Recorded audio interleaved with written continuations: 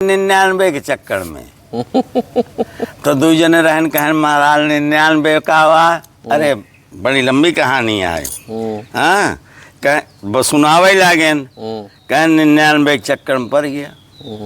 अरे एक पंडित के बताएं कि एक पंडित रहन एक राजा के हिया रोज का नाम खजड़ी बजावें भजन गावें राजा के दरबार लगावें। अब पंडित जी बड़े ज्ञानी रहे। पंडित जी कौनो काज क्रम करावे को हो तो नहीं पंडित जी के मार्फत हो। हाँ राजा के लेकिन भजन बहुत अच्छी गाते थे इसलिए राजा को प्रिय थे। एक दिन वो ठान लहन के राजा की हम जाबन करम। अच्छा उनके मन में आ गया हम अपने मड़ई में राम राम कहा तो अपने कुटियम पंडित जी राम राम कहा लागन। बेग 10 रोज बीता 15 रोज बीता राजा बड़े चिंता में पड़ गए पंडित को हो क्या गए। सिपाही भेजन गैन देखें ते आराम करते रहा। अच्छा सिपाही कहन अरे पंडित जी कहन हाँ भैया।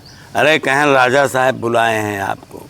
कहन भैया राजा हो जा के हम जाएंगे नहीं।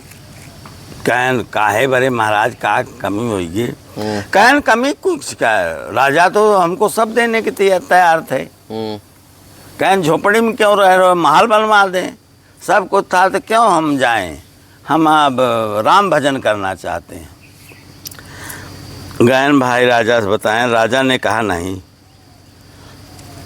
आज हम चलेंगे। तो राजा रानी दोनों गैन पंडित जी खिया। पंडित जी खिचड़ी बनावत रहा। पहुंच गए रानी ने देखा कहा पंडित जी क्या बना रहे हो। कहन खिचड़ी साहब। कहन आप मेरे दरबार क्यों छोड़ दिए हम लोग व्याकुल हैं आपके भजन के बिना। कहन महाराज कुछ नहीं अब हमारा मन ना आया। कहन नहीं महाराज रानी पड़ गए इनके जिए का। हाँ चल भाई तैयार हो गई। कहन खाई ले खिचड़ी अब तो चलब हम भाई आप साहब खाएं थोड़ा थोड़ा प्रसाद। रानी खाए राजा नहीं खाए। ओकरे बाद खाए हो कि अपन ऊँचाई कपड़ा रस्ता पहने राजा के यहाँ पहुँचे। राजा ने कहा कि सरकार दरबार आपको लगना चाहिए। कहे नहीं साहब दरबार और बार हमारा न लागे ना हम भजन सुनाऊ। आप अपने ही बुलाए यहाँ बस आइए ही।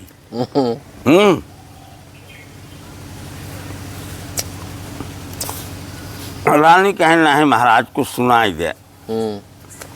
कहे नहीं सरकार हम सुनाऊ ना। कहे नहीं सुनाई दे हम तो कब 5 असरफी याद दे पंडित जी। अच्छा अब पंडित का भाव ललचे नहीं समान। अब देखा भगवान परीक्षा लेता पंडित का। तो 5 भजन सुनाए देन भैया 5 असरफी पाइए।